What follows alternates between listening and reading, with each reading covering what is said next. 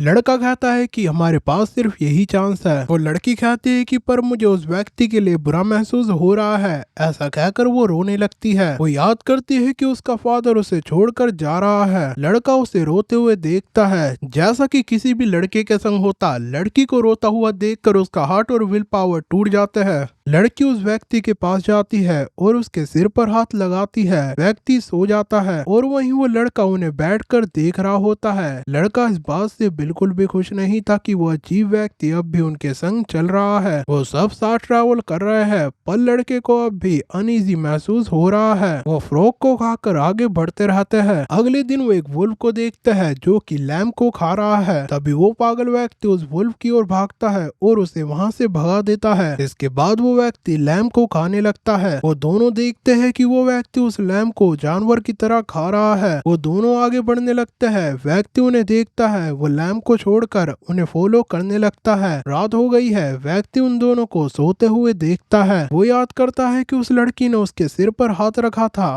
वो चैन से सो जाता है। अगले दिन वो खुश है। उसके सामने एक तितली उड़ रही है।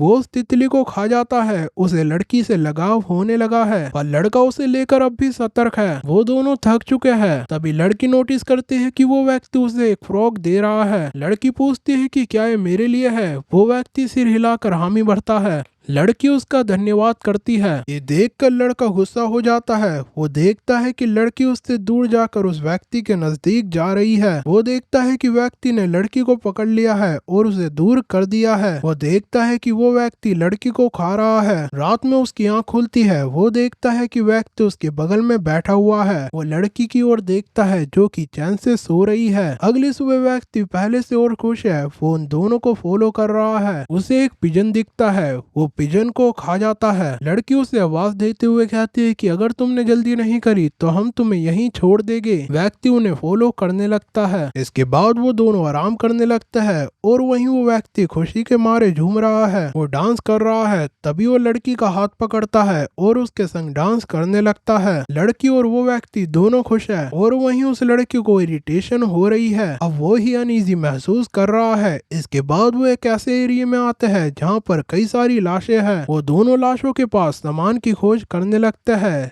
लड़के को एक बैग में से लाइटर मिलता है। तभी उसकी नजर पास के पड़े एक नाइफ पर जाती है। वो नाइफ को देखते हुए उस पागल व्यक्ति को देखता है। लड़का चोरी छुपे उस नाइफ को अपने पास रख लेता है। इसके बाद वो तीनों आगे बढ़ने लगते हैं। रात को वो आंख जलाकर बैठे हैं और वहीं वो व्यक्ति आंख के डर के मारे उनसे दूर बैठा है। व्यक्ति उन दोनों को ही देख रहा है। लड़की नोटिस करती है कि लड़का सैड है। इसके बाद वो दोनों आराम करने लगते हैं। लड़की लड़के से माफी मांगती है। लड़का कहता है कि सब ठीक है, बस मुझे चिंता हो रही है। वो बताता है कि जब मैं अकेला था तो मुझे किसी की चिंता नहीं थी और अगर मैं उस समय मर भी जाता तो मुझे कुछ फर्क नहीं पड़ता, पर जब से मैं तुम्हें उस बस में मिला हूँ तब से मुझे चिंता होने लगी है। ये सुनकर लड़की लड़के को देखती है। वो कहती है कि हम दोनों को लंबा जीना होगा। लड़का कहता है कि हाँ, हम लंबा जिएंगे। लड़की कहती है कि कितना अच्छा होता कि हर किसी की रिलेशनशिप हमारी तरह अच्छी होती। वे एक दूसरे को हर्ट नहीं करते, वो एक दूसरे को हेट नहीं करते और किसी को भी लोनलीनेस महसूस नहीं होता। लड़का लड़की की ओर देखता है। एक ऐसा वर्ल्ड जहाँ पर किसी को चोट ना पहुँचे और ना ही किसी को दुख हो और जहाँ पर किसी को भी अकेला महसूस ना हो।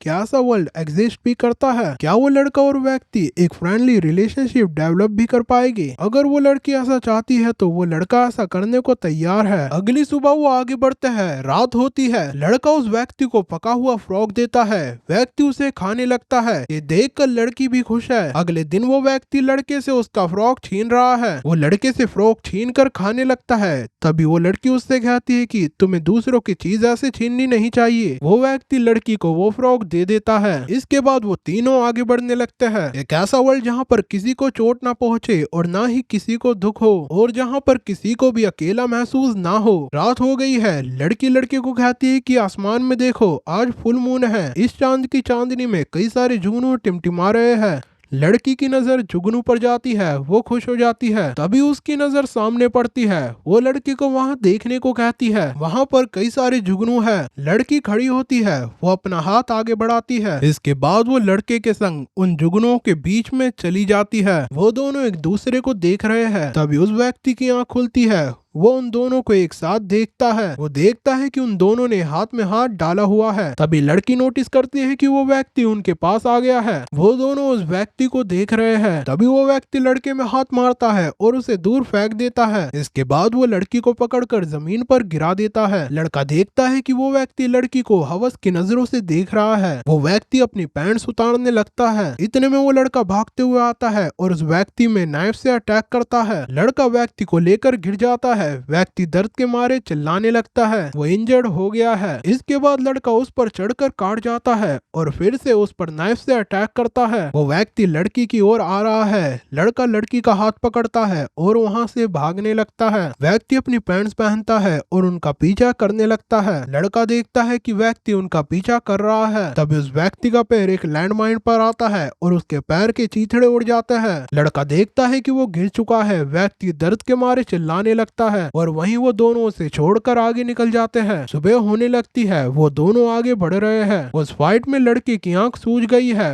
वो दोनों शांत है। थोड़ी दूरी चलने पर लड़की रोने लगती है। आखिरकार वो दोनों उस व्यक्ति से भागी गए। सुबह हो गई है। वो दोनों आगे बढ़ रहे हैं। लड़की लड़के की आंख पर हाथ लगाते हुए पूछते हैं कि क्या तुम्हें दर्द हो रहा है। लड़का बताता है कि मैं ठीक हूँ, पर क्या तुम ठीक हो? लड़की कहती है कि मैं भी ठीक हूँ। तभी उस लड़की पर एक एरो शूट होता है। वो बेहोश होकर गिरने लगती है। लड़का उसकी बॉडी से एरो हटाता है। तभी उस लड़के में एक एरो शूट होता है। वो देखता है कि उनको कुछ मेंबर्स ने शूट किया है। वो एरो हटाकर आगे बढ़ने लगता है। वो दोनों थोड़ी दूर जाकर गिर जाते हैं। एक मेंबर उन्हें उठाता है और अपनी कार में डाल देता है। वो मेंबर्स उन दोनों को कहीं लेकर जा रहे हैं। उनमें से एक मेंबर कहता है कि आज हमने कई सारे पैसे बना लिए। तभी दूसरा कहता है कि सही कहूँ तो ऐसा करने में मुझे बिल्कुल भी खुशी नहीं है। तभी तीसरा कहता है कि हमारे पास और कोई चॉइस नहीं है, ये हमारे कोस के लिए है। दूसरा कहता है कि उन बच्चों ने हमारा कुछ नहीं बिगाड़ा, ये दोनों ये डिजर्व नहीं करते। तभी तीसरा कहता है कि हमें ज्यादा को बचाने के लिए कुछ तो सैक्रिफाइस करना होगा। वो सारे एक सिटी के अंदर जा रहे हैं। वो सिटी में आ गए हैं। एक मेंबर कहता है कि कहीं हम लेट तो नहीं हो गए, लगता है कि इस जगह को पहले ही किसी ने लूट लिया है। ड्राइवर कहता है कि चलो देखते हैं कि यहाँ क्या है। तभी ड्राइवर को कोई शूट करता है और वो मर जाता है। ये देखकर वो मेंबर कार से बाहर निकलता है। तभी पीछे वाला मेंबर कहता है कि यहाँ क्या चल रहा है। उन्हें पता चल गया है कि यहाँ पर कोई स्नाइपर उन्हें निशाना बना रहा है। वो कार में पीछे छुपक कर स्नाइपर को ढूंढ रहे हैं। फर्स्ट मेंबर खुद को सेव करने के लिए बिल्डिंग की ओर जाता है। तभी वहाँ पर एक बॉम्ब आकर गिरता है और उस मेंबर को उड़ा देता है। वहाँ पर धुआं फैल गया है। इस धुएं का फायदा उठाते हुए वो मेंबर स्नाइपर को ढूंढने के लिए आगे बढ़ता है। तभी एक मेंबर पर फिर अटैक होता है और वो मर जाता है। दूसरा मेंबर उस जगह फायरिंग करता है, पर उसे पता चलता है कि वहाँ पर सिर्फ एक मशीन के अलावा और कोई नहीं है। उस मशीन को एक रस्सी से कंट्रोल किया जा रहा है। वो मेंबर भी मर जाता है।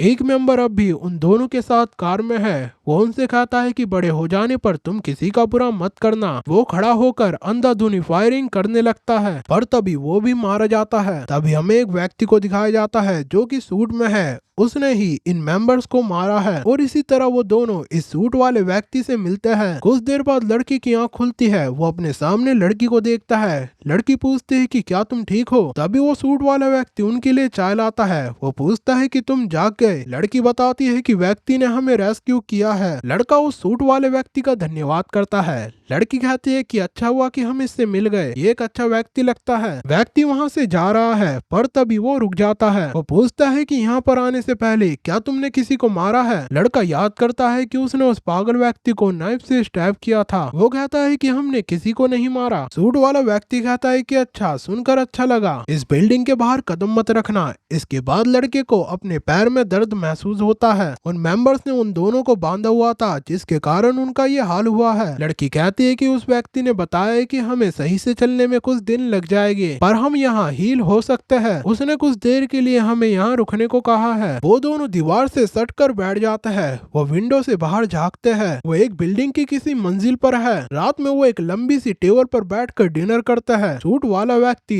शांत स्वभाव का है। वो कहता है कि जब तक तुम यहाँ पर रुके हो मैं तुम्हें ट्रीटमेंट लैंड और फूड दूंगा, पर तुम्हें बदले में मेरी हेल्प करनी होगी। लड़का पूछता है कि हम आपकी हेल्प कैसे कर सकते हैं। व्यक्ति कहता है कि तुम्हें ज्यादा कुछ नहीं करना, मैं तुम्हें कुछ समय बाद इसके बारे में बताऊंगा। इसके बाद वो दोनों सोने को चले जाते हैं। लड़की कहती है कि बहुत दिनों बाद हम बेड पर सो रहे हैं, ये तो बहुत अच्छा है। लड़का उसकी बात में हामी भरता है। लड़की पूछती है कि तुम उस सूट वाले व्यक्ति के बारे में क्या सोचते हो। लड़का कहता है कि देखने में तो वो अच्छा व्यक्ति लगता है, उसने हमें फूड दिया और ट्रीट भी किया, पर हम किसी पर इतनी जल्दी भरोसा नहीं कर सकते। लड़की कहती है कि मुझे नहीं पता, पर मुझे उससे डर लग रहा है। लड़का कहता है कि हो सकता है इसीलिए क्योंकि वो बहुत कोल्ड दिखाई देता है। लड़की कहती है हो सकता है, पर उसने हमें बुरे लोगों से रेस्क्यू किया है, वो अच्छा इंसान होना चाहिए। लड़का पूछता है कि तुम्हें क्या लगता है अगर हमें रेस्क्यू नहीं किया जाता तो हमारे संग क्या होता। वो सिर्फ हमारे लेग को हर्ट करके नहीं रुकते, हो सकता है कि हम अभी तक मारे जा चुके होते। लगता है कि हमें अभी तक मर जाना चाहिए था। लड़की बताती है कि मुझे मरने से डर लगता है, पर यह काफी है कि मैं इतने आगे तक आ सकी। लड़का बताता है कि नहीं, ये काफी नहीं है, हमें और आगे चलते रहना है।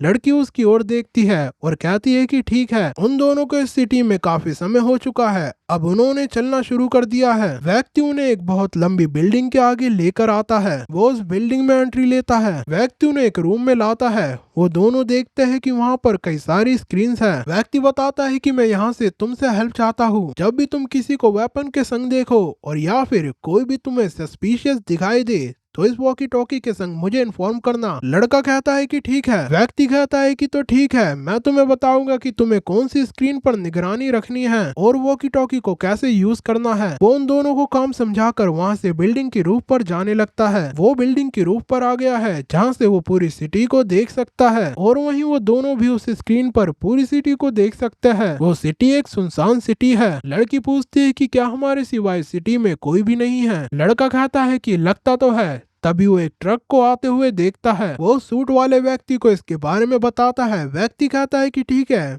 मैं उन्हें देख सकता हूँ, तुम मुझे उनके रूट के बारे में इन्फॉर्म करते रहना। वो लड़का नोटिस करता है कि उनके पास गन है। वो उस ग्रुप में से हो सकता है जिन्होंने हम पर अटैक किया था। लड़का व्यक्ति को रूट की इन्फो देता है। व्यक्ति एक एक करके उस ग्रुप को मारने लगता है। इस तरह से वो लड़का उस सूट वाले व्यक्ति की हेल्प करता है। इसके बाद वो व्यक्ति उन सब की डेड बॉडी को वहाँ से क्लीन करता है। वो उन्हें एक ड्रम में भर देता है।